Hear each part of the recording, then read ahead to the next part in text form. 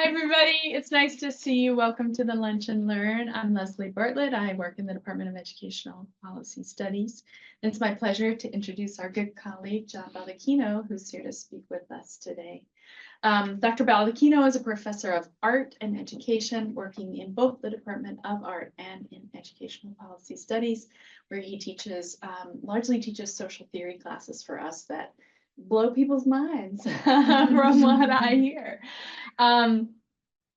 We met when we both worked at Teachers College, Columbia University in New York City for many years.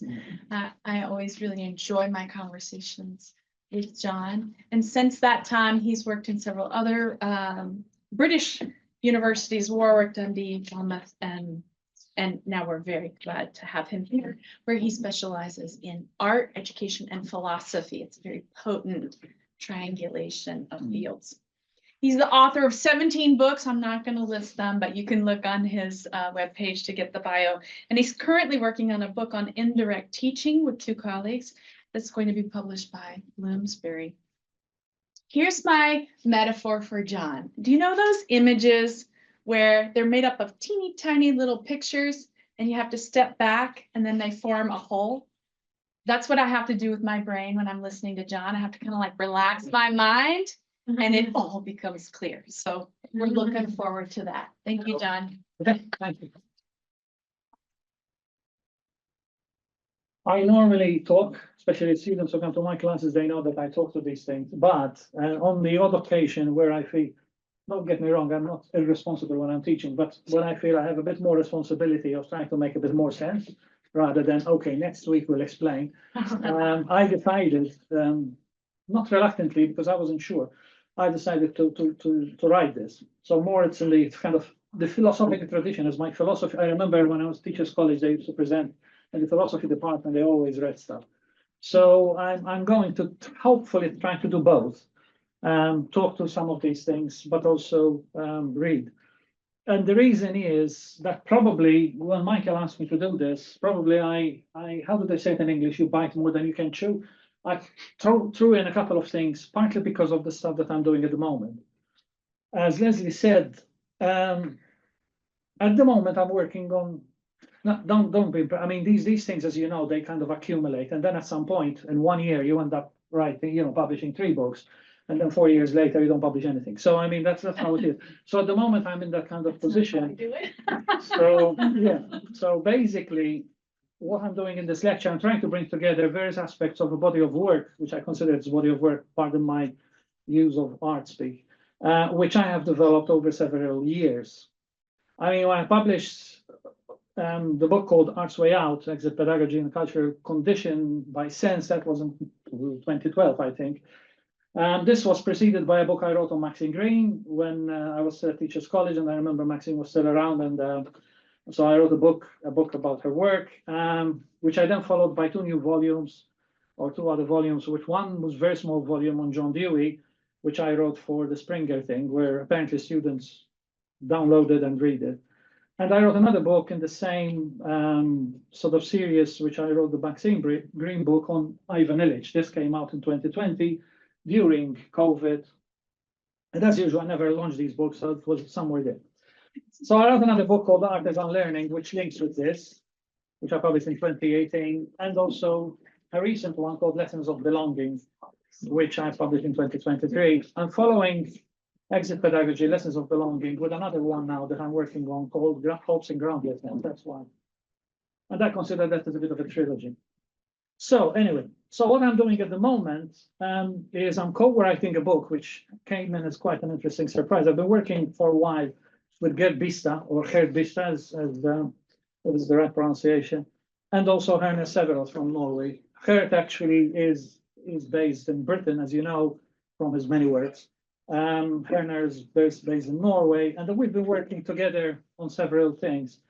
But Herner actually is known to have developed several books on indirect education and also pedagogy of unforeseen. And we decided to get together to write this small book, which is like 40,000 words, called Indirect Education, a Guide for Educators. It's going to be out with Bloomsbury, hopefully in 2026. In the meantime, as I said, I'm doing this Hope and Groundlessness, which is going to be published by Brill. And also, this is another kind of interesting challenge is I've got a contract with Cambridge University Press on a book, which now I'm going to call, after they advise me, hopefully called Education in the Age of Lying. So you can imagine that.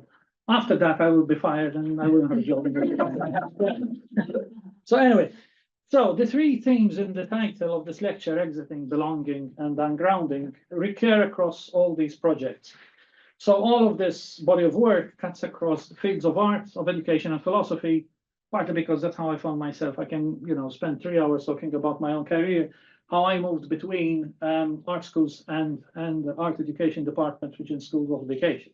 But I mean, the original reason why I found myself in education was that when I was back in Malta in the 80s, when I did my degree, in those days, in the 80s, we had to do a degree which was linked to a profession. So although I wanted to do either philosophy or art, we couldn't. I had to do education, so I had to bring in those subjects within that. And that was the reason, if you like, why I've kept sort of working within these three subjects. So in this, I place particular, in bringing together these exiting, belonging, and ungrounding, I bring together particular focus on how these converge on the horizon of what we call the polity. So I regard this concept, I hope I'll be in time with it. I regard the concept of the polity as pertaining to communities and city-states. So while we know that the city-state is a concept that goes back to what is somehow an idealized version of Greek democracy, what I'm looking here at is the city-state as a political reality, which to some extent has become synonymous with the idea of a political system that, though it claims to be democratic, is often defined by the walls that surround it, which are in turn built by those who are inside, i.e. us. So in this respect, when we talk about belonging, we need to define what we really mean by the presumption of belonging to, belonging with, and belonging in a defined space. So, this was done on a Mac, but I mean, it kind of didn't translate well here, but I mean, I'm sorry about the weird setup. But anyway, so a question over how a community garners agreement and consensus over a political system cannot but draw our attention to both the structure as well as the stricture of walls that close us into this polity. In turn, this raises the question of how a sense of belonging has several meanings and implications. In the first place, when we talk about belonging, we assume that this will include us into what we belong to. However, this means that by including us, belonging potentially and invariably excludes others. So while belonging could secure a grounding that provides a way of sharing a common identity, definition, whatever, the same desire to belong risks grounding us within a fixed expectations and outcomes that impede us from being in the world. Now, to me, to exit into the world sounds a bit Pentecostal, but if you go back to the Acts, when the apostles were terrified, suddenly they got the Spirit and then they exited into the world. So the idea of exiting into the world is to take the leap, which Maxine Greene refers to here. And here, as you know, she's citing and contextualizing the work of Kierkegaard for educators. The book, Existential Encounters for Teachers, I don't know whether any of you have looked at it. I would always recommend it to teachers and to anyone. Because what she did there is she draws, big chunks from existentialists, including Tillich, Sartre, Kierkegaard, and then there is her voice coming in into how to bring those into the context of the teacher. So it's really interesting in how she addresses it. Here she's echoing Kierkegaard's notion of dread, often translated as anxiety, which is at the root of the claim that a mechanism of a ground secures certainty. So what you're doing is the dread is to move beyond that certainty. In a sense, she is urging us to understand the possibilities that lie beyond the limits of certainty itself. They are also what Karl Jaspers calls limit situations. And here I'm looking at them also at how Paulo Freire looks at limit situations via Alvaro Vieira Pinto. As you know, there's a footnote somewhere in Pedagogy of the Oppressed where he actually deals with that, which is really interesting. I always tell my students when they read Pedagogy of the Oppressed, start with the footnotes. Because there's so much interesting stuff there. So in her work, Greene extends this to a futurity, whatever it is in English, into what we are yet to define and what might help us understand that by which we can move beyond what she calls that which is yet unrealized, what is yet unchosen.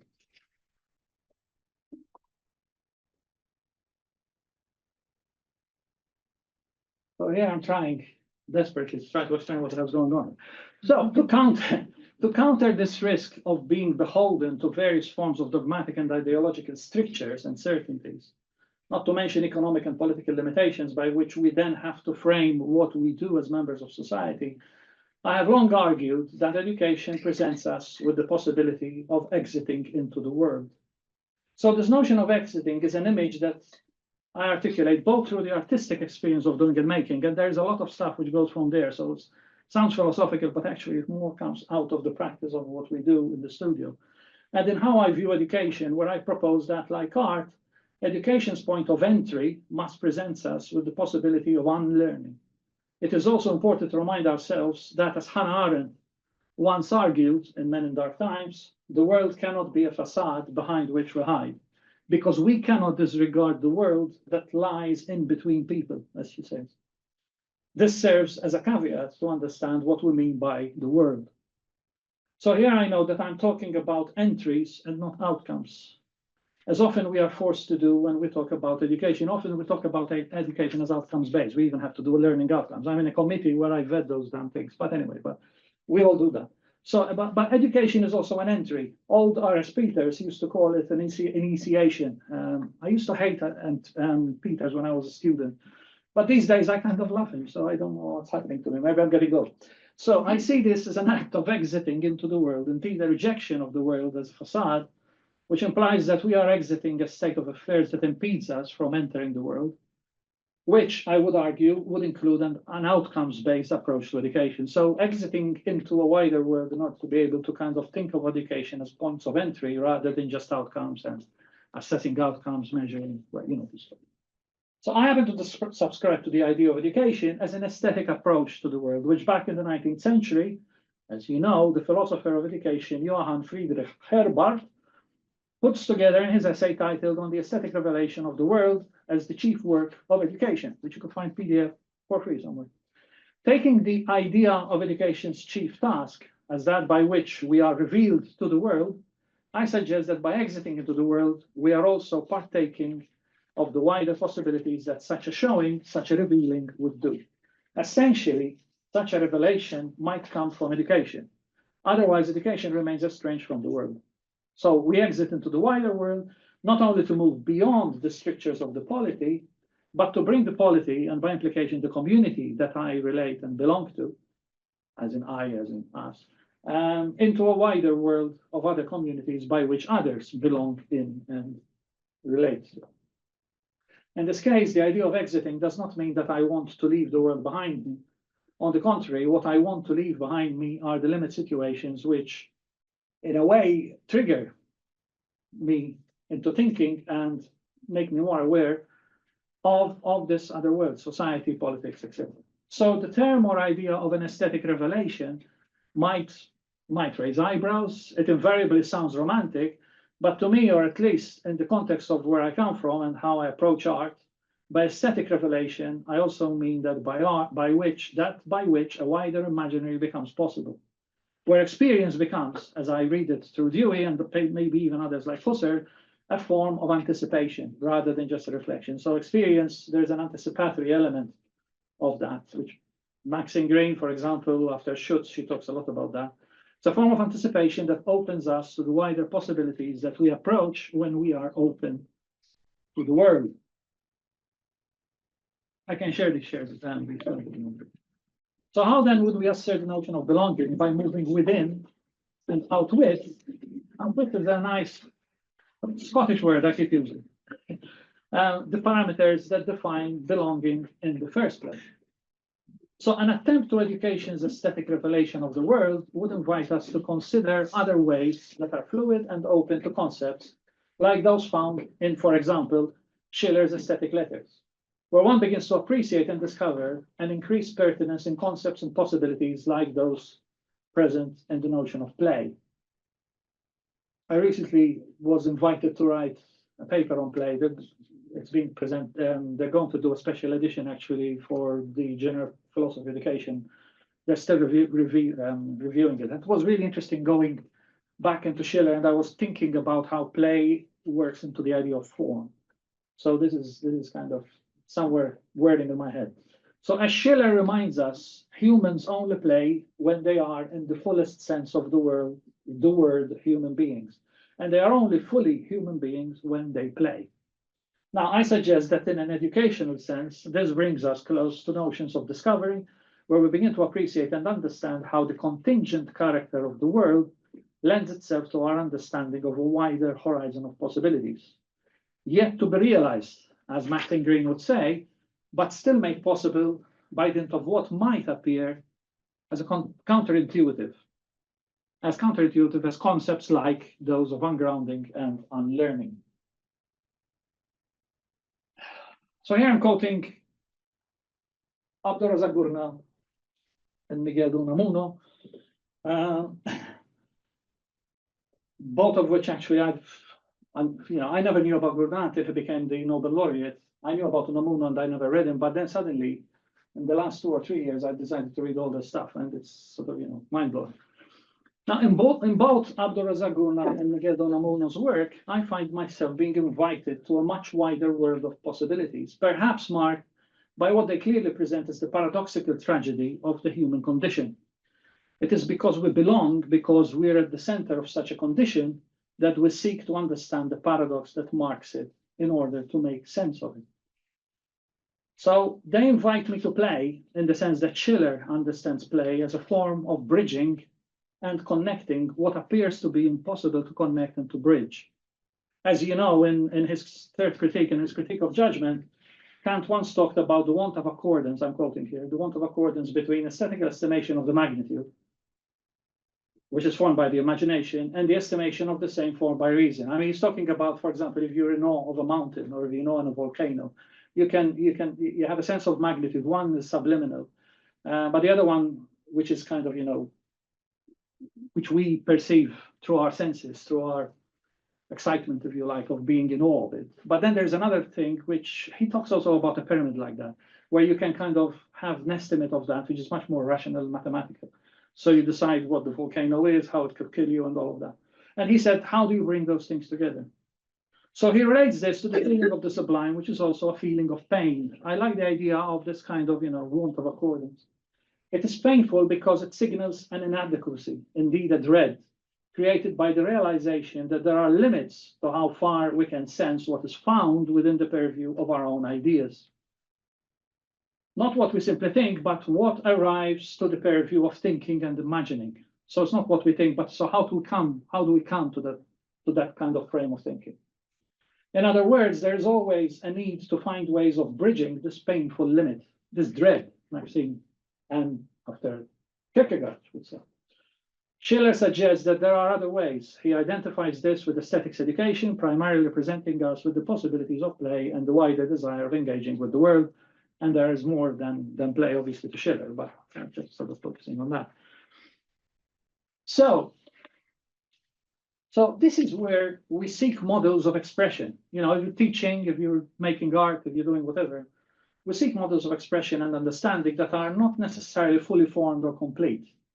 Unlike what they told us and how we are schooled, what we engage with in these forms are always incomplete. And if we don't accept that incompleteness, then we're falling into this we're grounded into a certain kind of limitation. So rather, when we say model, we mean possible models, which are yet to be tested and still not given form.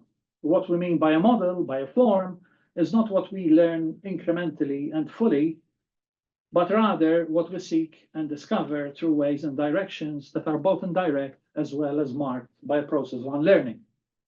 So this brings me to a further iteration of education, and with it of teaching, as an opportunity to gain an infinite range of possibilities.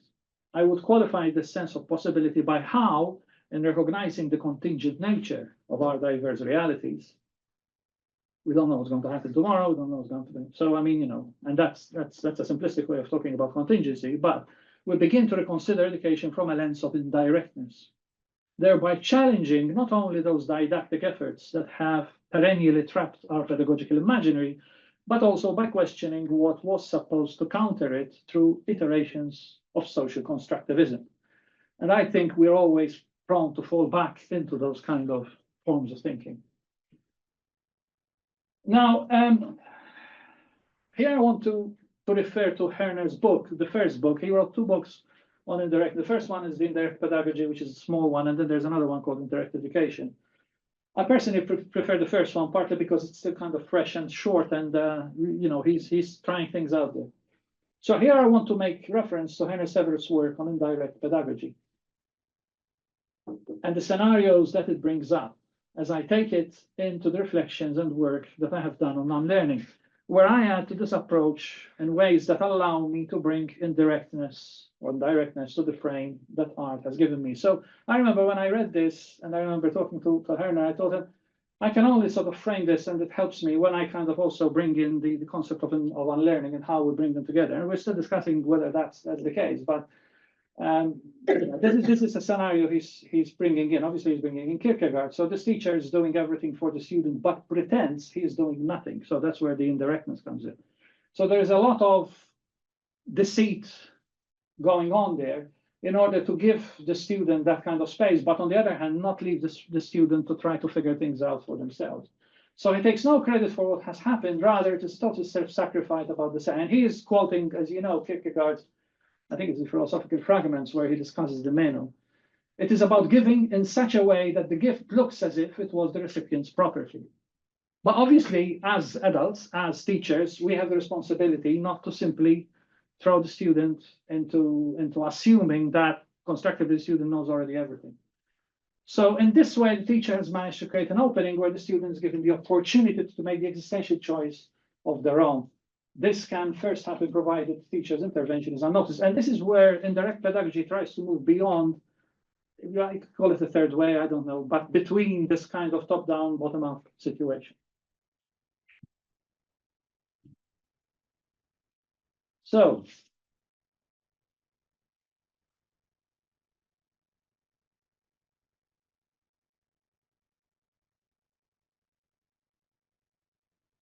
now, in my own ways of trying to figure this out, I kind of, thought about how on earth does that work. So you have unlearning, you have the object, space, and time, but also you have indirectness as practice, as an occasion, as a strategy.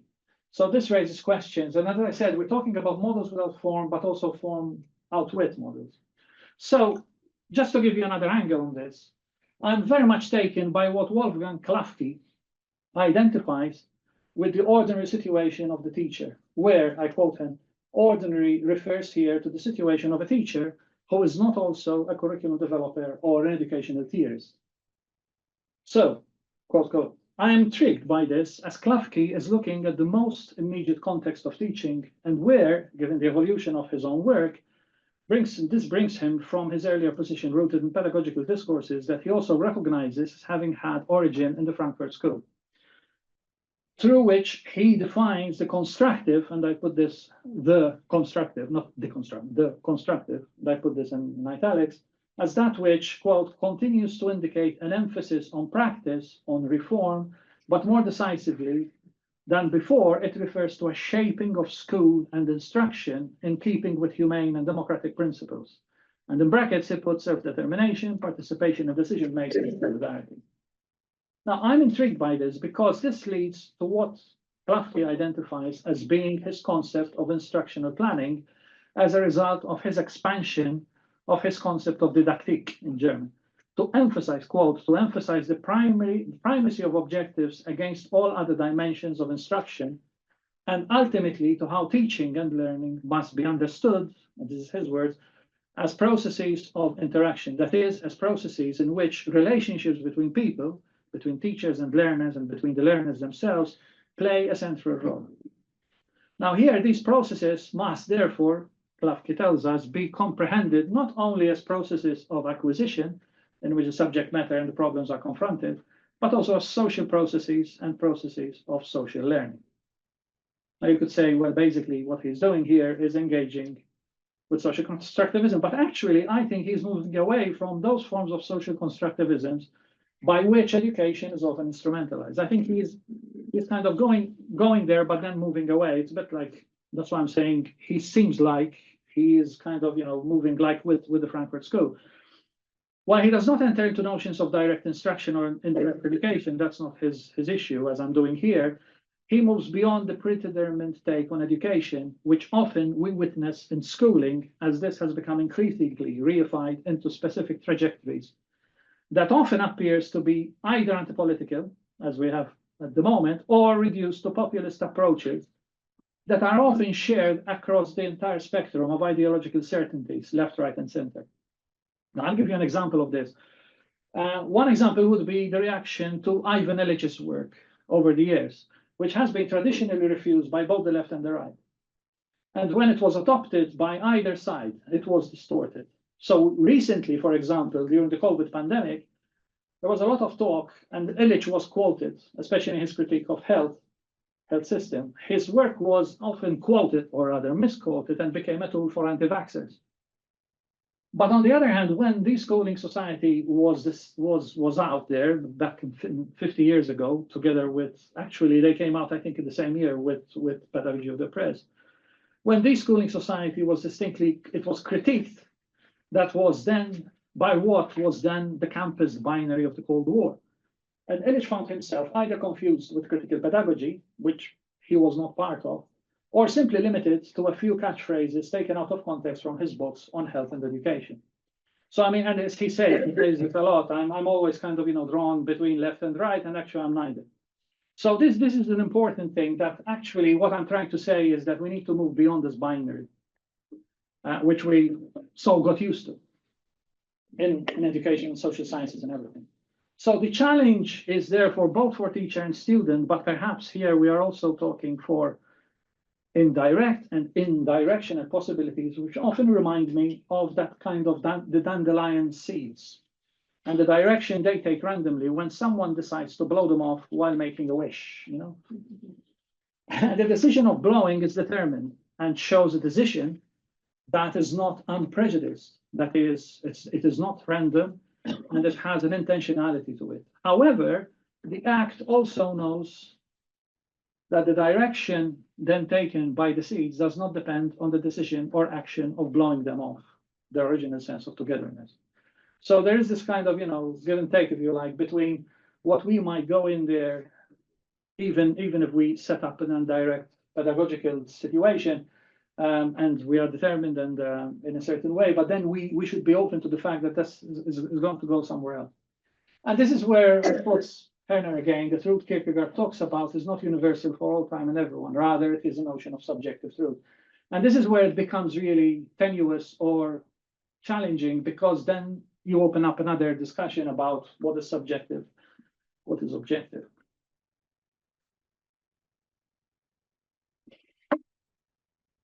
Again, Adorno's essay on Kierkegaard, or his dissertation, actually, I think it was his habilitation, he argues that the predication of truth, just as any predication of content, will objectivate the idea of truth and is therefore for Kierkegaard not permissible. And this is where also the idea of what is the object of education is not the objectification of the student, but there is a subjectivity going on. But how does this subjectivity work?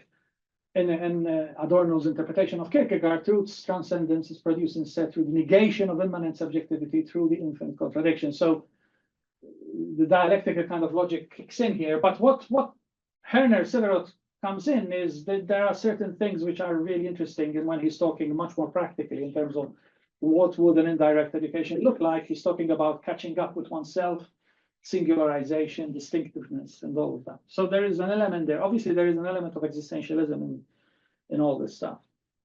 So this is how I would approach the often cited and discussed dilemma of subject and object, which, as Adorno, after Kierkegaard, reminds us, cannot be reduced to forms of identitarian thinking that would simply externalize the subject into an object of certainty. So such processes of entering and exiting polities and communities could be challenging. And yet they are also prompted by a desire to unground all the assumptions by which we find ourselves limited, by expressed social, economic, and political outcomes, by which, more often than not, education remains trapped into an instrumental predicament. Now, I don't want to kind of, categorize these, but I mean, these are just the ways.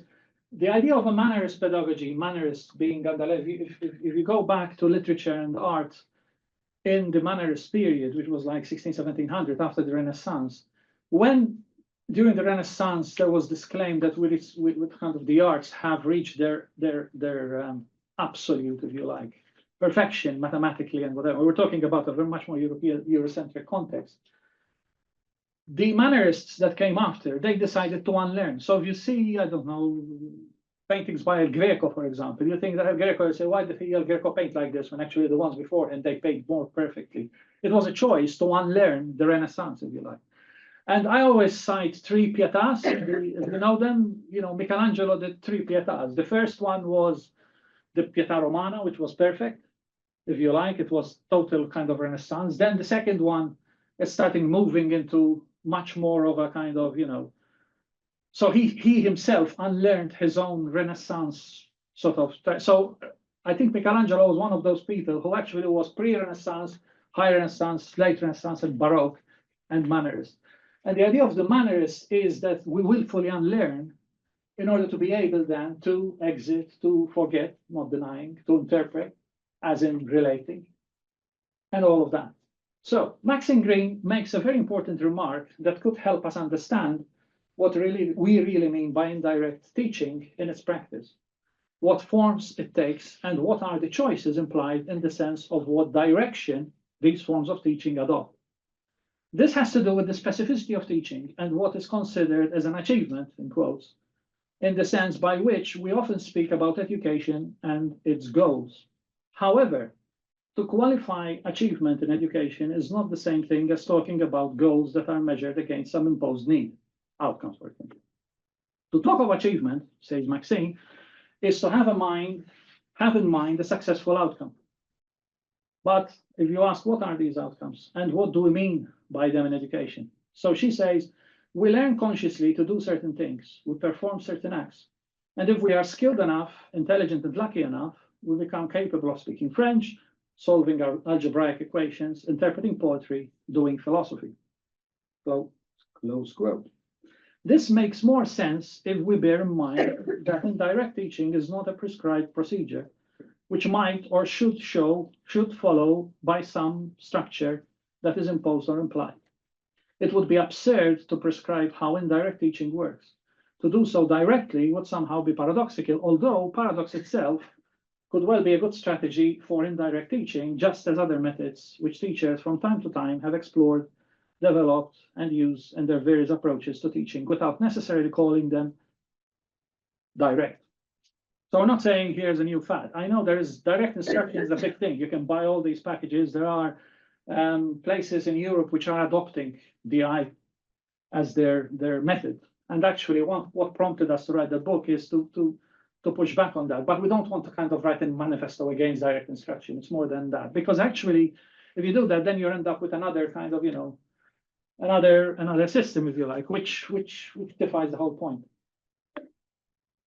So the reality of teaching from the perspective of an experience that we do rather than have, and Maxine makes this distinction very interestingly, we do experience rather than have just an experience, is diametrically opposed to both a top-down teacher-centered approach and the bottom-up sense where students are expected to individually know what they are supposed to know.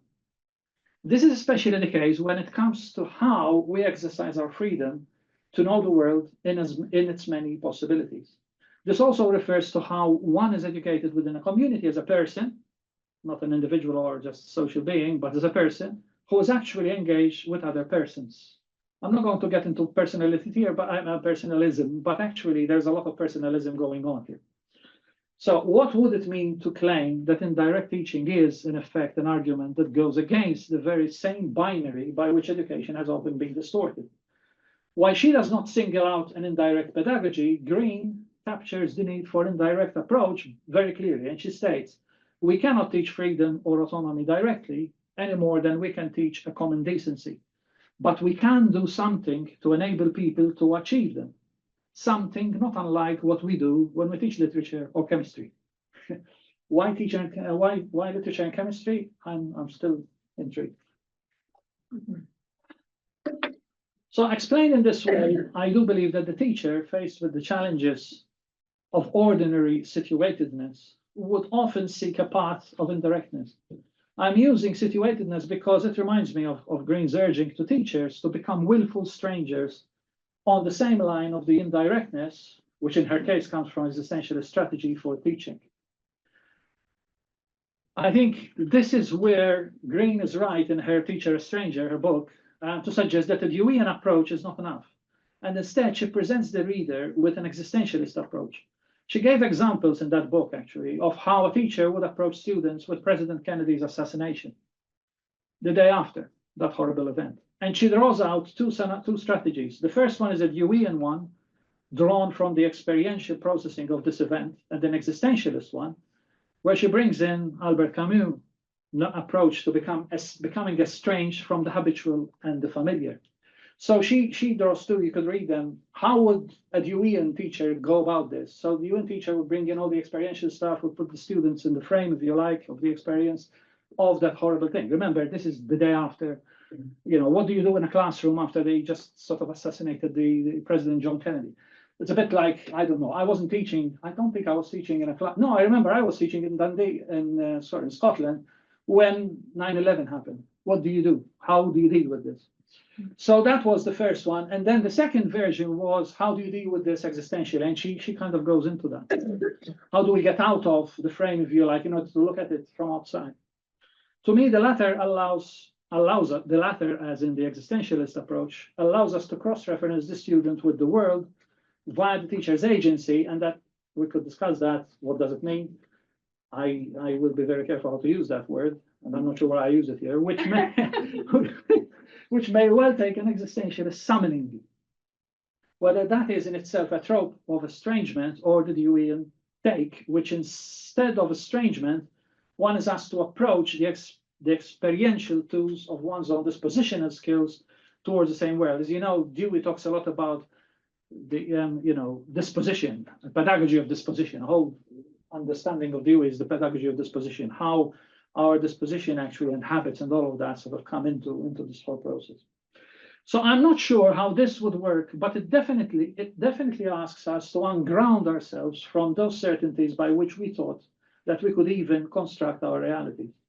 So this is where the question of ungrounding through the transformational processes of ground turned into horizons come into play. So you might say, what on earth are you talking about? Now here what I'm doing, I'm making reference to Ernesto Laclau, who actually, I knew Ernesto Laclau, I should say. He was my external examiner when I did my PhD. And he was a political philosopher, as you know. His partner was Chantal Mouffe. But I mean, he never wrote about education, and yet his books, I remember once I got him to Teachers College, and the students were fascinated by his work. He told me, John, I know nothing about education. I told him, you don't need to talk about that. Just talk about your own work. And he talked about, Laclau used to talk a lot about dialectical logic. So he made this very elaborate kind of lecture on dialectical logic. And suddenly there was a teacher, she asked him a question, and he was fascinated by it. So it was really interesting. So here I bring the work of Ernesto Laclau, who, although he never wrote a word about education, his work on emancipation and dialectical logic is, in my opinion, essential to any rethinking and reorientation of our approach to education's much spoken of emancipatory and liberatory possibilities. So when I talk about education as being liberatory and being emancipatory, I always say, okay, well, let's read Laclau now, because he's looking at the dialectic of how emancipation, often a bit like belonging, falls onto itself and becomes the opposite, so to speak. So indeed, if we are to question the mechanism by which inclusion is often turned and manipulated into a form of exclusion, and if you are in committees, which used to be called DAY in this university, and now we call them something else, and read some of the legislation that is coming out, you know what I'm talking about. We must approach this from a very perspective, and with tools that politically have been at the core of narratives and critiques, such as those found in the work of Laclau and indeed his partner Chantal Mouffe, especially when Mouffe develops her concept of the political, of democracy, and also of agonism and antagonism. So this is one of those kind of classics where he says, okay, the dimension of ground is incompatible with emancipation, and it also involves us in surmountable logical aporias. But what does that mean? Does it mean that we have to abandon the notion of a ground? And if we abandon the notion of a ground, then what do we do? And he said, no. If for other reasons, then, because this aggregation and particularism continue the only possible alternative, presuppose at the same time that they deny the notion of the ground. So it is possible, however, to make the interplay of these incompatible logics the very locus of a certain political probability. At some point, I think it's the same book, he comes out with this idea of grounds need to be turned into horizons. So suddenly the ground becomes a horizon, and the horizon, as you know, is not a ground. It's kind of allows us to roam on it. It allows us to do all sorts of other things, which the ground maybe does not. So this is where I like the idea of, and I've been kind of using it ad nauseum, the whole idea of how to turn grounds into horizons. So unlearning is not a reversal of learning to then relearn. This is important. We don't unlearn to relearn. That doesn't make the best way to explain it in a very poor way is when you're talking about sculpture. There are sculptors who model and they add on, it's incremental, but there are sculptures also you take out. So if you're taking out, you're unlearning, you're taking out, you're carving out what is supposed, and then the question would be, what is supposed to be in there? It sounds a bit Neoplatonic, the idea that the statue of David was already in the marble, and all Michelangelo had to do was carve it out. But I mean, it's that idea. But I remember when we have kids in schools, they're already coming up with a lot of stuff already. So how do we unlearn, therefore? How does that work? Indirectness is not abstraction, and the subject is not an internalization of the object. So these are what it isn't. So to belong, therefore, this is a bit of a summary of what I'm talking about here, is to exist exit into the world, but also to be in the world means that we need to turn grounds into horizons. And we could spend hours in that. Perhaps, rather than try to fix a set of categories, and I'm almost done, which would explain exactly what we mean and do when we speak of unlearning and directness, perhaps the recognition of education's indirect character, where we plainly claim that direct instructions cannot be education, invariably carries with it an approach to teaching that does away with what Gerbista calls learnification. I don't know whether you know his work, Beyond Learning, but the idea of learnification, this is where his main critique of constructivism comes in, is that rather than learnify, as in turn everything into sort of, throw the learner into deep end, presuming that they know how to learn, you actually move away from that model of unincremental learning, so hence the unlearning, and then open up all these other questions and possibilities. I often have realized that the only way to approach indirectness and unlearning is to follow similar paths that negative theology. What Leslie forgot to mention is that I started this madness because when I was young, I was going to become a priest. So I had my own sort of Catholic formation, if you like. So anyway, so I have often realized that the only way to approach indirectness and unlearning is to follow paths that are similar to negative theology, technically known as apophatic theology, which implies the negation or denial of direct truth. So we come to know God by denying all about God, and then we start from there. So this is why it's negated. So it's a bit like carving out, it's a bit like unlearning. So going by this negative route, instead of seeking to establish what unlearning and the directness are with certainty, we should then see how they appear to be negating. And for some of you may come to be familiar with some of this stuff.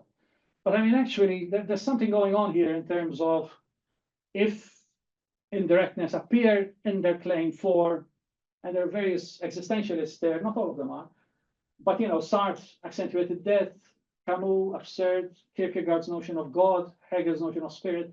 I love the idea of exteriority in Levinas because he talks about totality, but then there's this something else which goes on, which I relate a lot to Tillich, the theologian, where he talks of revelation as this other thing which is superannuated on what we already have.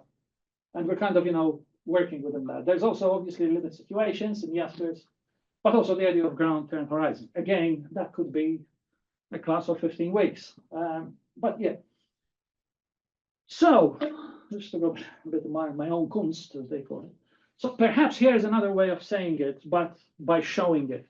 as I have tried to do in my own work when I engage with concepts such as those found in Spinoza. So when I can't cope with this anymore, I just go and draw it, so let's see what happens. So where the best way I could deal with them is through my sketchbook.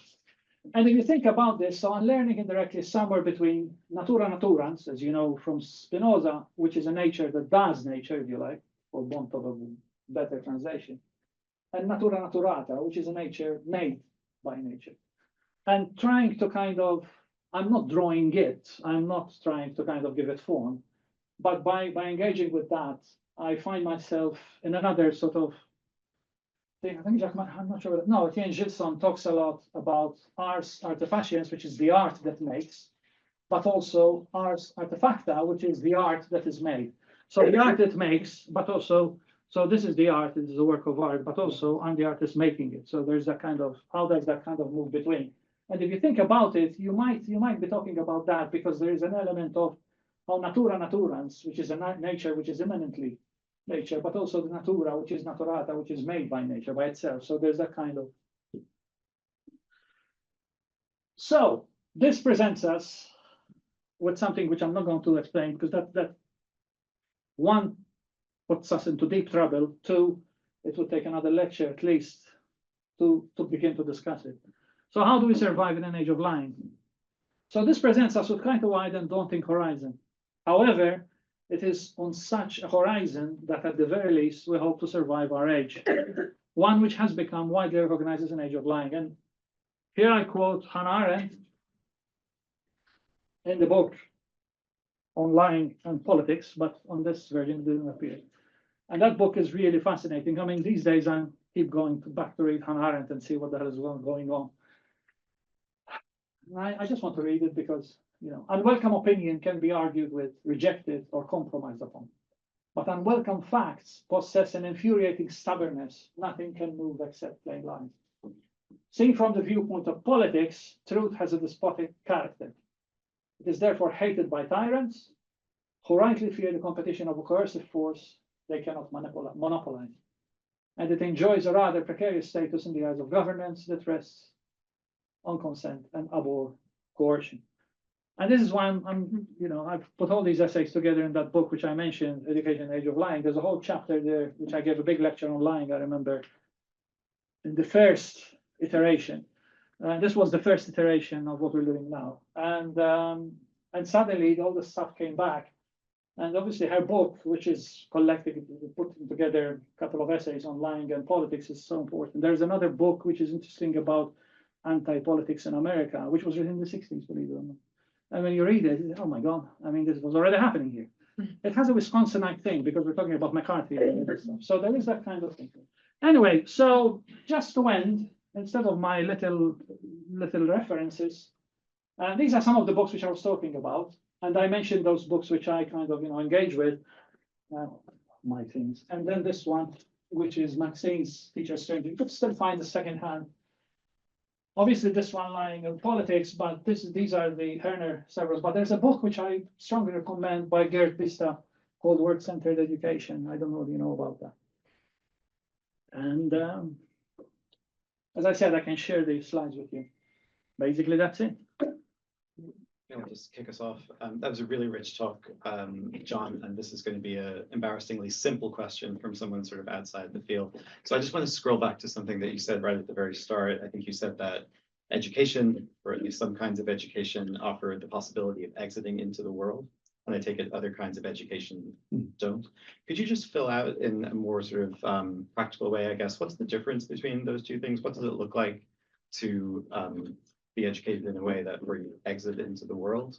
What's that look like to be educated in a way where you haven't? If I wasn't quite getting that yet, could you? Well, I'm still kind of, it's a kind of interesting thing because the whole idea of how then, if education has to do with us as teachers, enabling students, I know these words are not very good, but anyway, I've been having a conversation recently about assessment when we were writing that book, as I mentioned, with Gert. And one of the things which is interesting is that often we assess students on performance, when actually what we should be doing, and this is sort of Gert's approach to it, which I found really fascinating, is how then as teachers, we should be able to get the students to be able to judge. And then that judgment, which would be bringing in together subjective, objective, and all the other elements of that, then we look at, and we don't assess the performance, but we assess the ability to judge, the ability to be in the world, if you like. And to me, that often is not happening. And as I said, I think we're stuck still, and maybe I'm wrong, but I mean, I was brought up in a very constructivist kind of, approach, 1980s, student-centeredness and all that stuff, which we thought also, some young idealists coming from the left, I thought that would fit in really nicely with some of the critical pedagogical stuff that we did and all of that. But actually, when you start thinking about it, and also if you start rereading even Paulo Freire, but I mean, when I was reading Illich to write that book, actually it kind of clicked more, is that it's not kind of simply a question of assuming that the students know what they know and then therefore give them that kind of space, because actually it's not that works, because the teacher, I used to say we don't need the teacher, the teacher, students could do without the teacher, even when I was a teacher. And we're not needed here. All we do is facilitate situations, and that's it. But actually, I started growing into thinking, no, actually, that's an application of what we do. So strictly speaking, to be exiting into the world is whether there is education, an education which does not put us into the world, the education that does not open us into the world, then it's not education, it's something else. And this sounds dogmatic, but actually what I'm saying is the ways of that being done, I think, are very open and plural and contingent and different possibilities. But unless we do that, or unless we do that very consciously, then we're still stuck in all sorts of other possibilities and all sorts of problems. So we're still trapped into the wall, if you like. So I mean, there's another analogy which I didn't use here, as you know, in the old Roman context, but we use it in the word pagus, which is pagan, and some of my students would sort of say, oh, go ahead, here he goes again. Is that the idea of the pagan, which we find in Francois Lyotard, for example, he talks a lot about that, is that the pagus was the space outside the city. So the people who lived outside the city, who were not citizens, they were the pagans, because the pagans had to pay. So that's why we have French pays, we have an Italian paese, and all that stuff. But actually, that's the world. So if we go out of the city, if we're not walled in, and we've walled ourselves into the city because we think that gives us citizenship, that gives us rights. But actually now, as we see, especially with issues of migration and stuff like that, those who don't have the rights, they are the pagans, they are from outside, but actually they're not even allowed in. So, or they're thrown out. So even with the concepts of when we emancipate, who are we emancipating? And that's where roughly my concept comes in, or mine, but I mean, that's where it comes in. So that's how I see it. But I mean, it's not easy. I'm not saying, you could do this, and that. And that's where indirectness comes in, because then how do we do this if we're not going to kind of, be neither didactic nor simply throw it in and let them sort of engage with the paradox of Meno? How do you know what you're supposed to know? Then how do you break that cycle? And those are those kind of questions. They're all over the place, but yeah. That's really helpful. Thank you. Professor Baldacchino, Yes. so good to see you again. Yeah, same here. Could you please elaborate more about how a situation becomes limiting? Yeah. Ooh, wow. You always have a difficult one. Well, the idea of the limit, the way I see it, at least, limit situations, and also how Freire through Vieira actually brings it from Jaspers, which is a footnote, which is really interesting. Then he brings it in. Is that to me, it's always been like, it's one of those kind of organic things where I kind of thought about it, and then I started reading, I said, oh, I wasn't such a wise guy. When I read it, I said, oh, it's already there. So this makes a bit more sense. But to me, the limit is not, the limit situation is not a negative thing. The limit situation is what we should be sort of recognizing. And in a way, once we recognize the limit, whether it's the limit of in the grand scheme of things, the limits of mortality, or whether it's the limits of other things, which could be poverty, it could be all sorts of other situations. But it's the limit which we recognize in our own contingency. And therefore, grasping those contingencies, we realize that we could go beyond those because we can then exercise the imagination, we can exercise all sorts of other things, invention, creativity, whatever. That's why. So it could be even a situatedness, which is just normal everyday life. which then makes us think or makes us trying to understand how we can cope with that. And I think, education, again, not just simply schooling, it should be all about that, but also should be about, I was reading today, actually, quite interestingly, and this is the second progressive person, although probably she wouldn't like it, who actually adopts a conservative education, as they say about it, which I don't think it's true. But I know that Gramsci, for example, gets very much criticized for being a progressive, but then he adopts a conservative model of education. Apparently, Hannah Arendt was the same. She believed in a very conservative sort of, she said teachers and kids don't get them involved in politics and all that stuff before 18. Then once 18 to 80, then they can do that. But I mean, and I was thinking, how does that work? That's interesting. Because actually, what sort of skills then do you learn in order to be able to cope with these kind of limit situations? Because if you think about it, in our childhood, when we have limit situations, there's always our parents, if we're lucky, or others who help us. But then then how are we going to go out into the world and be able to cope with those, and then become parents or grandparents? And how do we deal with them?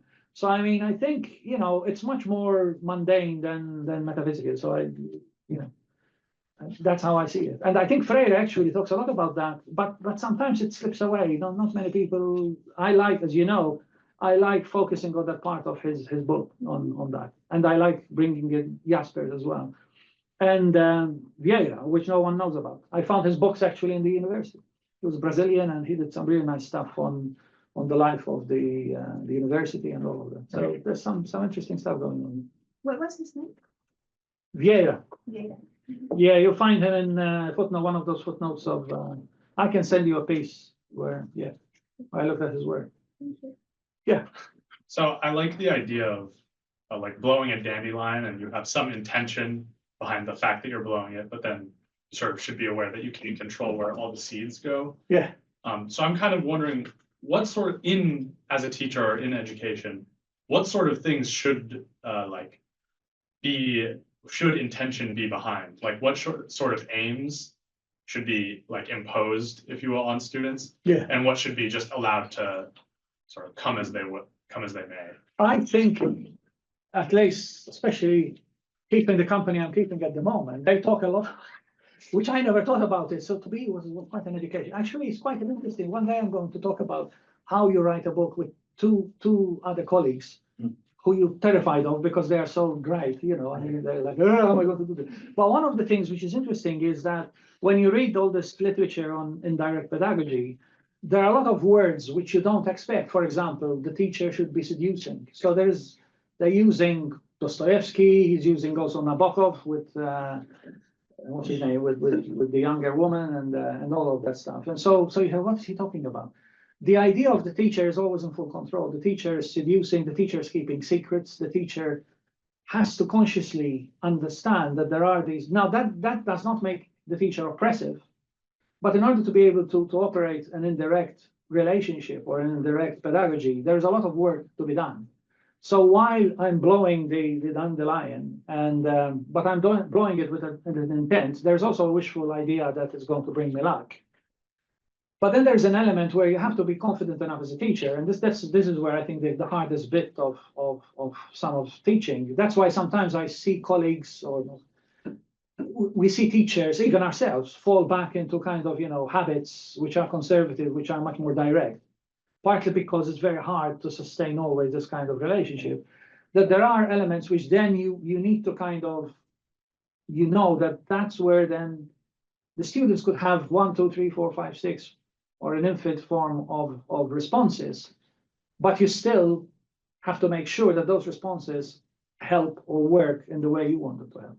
So it's not manipulating the accident, but you know that the accident is going to happen. But on the other hand, it's almost like, it's a kind of a controlled explosion, if you like, the way I see it. That there is an element in it that you are the teacher, you are actually taking, not control, taking responsibility of what's going to happen. But on the other hand, there's that element then, and then you capture it. So I mean, for example, when you're teaching art in the studio, you know that the student is going to come up with all sorts of other things. But I mean, the student also, you owe the student a certain discipline, a certain kind of, not skills as such, but there are certain things which you can't, because some people think that, for example, one of the hardest things to teach is abstraction. So if you're teaching abstraction in the studio, you know that people are going to think you just throw paint in and that's going to happen. no, actually, it's much more harder to teach abstraction, to get abstraction from the student than. And that's where there is a lot of conversations. A bit like I always find that philosophy students and art students, they tend to have one thing in common, that they converse all the time, and they also fight each other a lot, the crits. Partly because what you're doing is you're actually, there is this abstraction, there is this freedom, but it's actually within the scope of the dandelion analogy. If you like. I don't know whether that makes sense, but in that kind of teaching, there are certain things which we develop in order to be able then to, as a teacher, to be able to not, how, if a student is doing abstraction, suddenly they go rogue and they go somewhere else, and then they start developing really awful stuff. How are you going to kind of bring them back? And that's a very difficult one. Now, you could do that the same with all sorts of things. You know, I remember teaching 5-year-olds. It's the same challenge that you have when you're teaching a PhD student doing practice art. So, and it's similar analogy.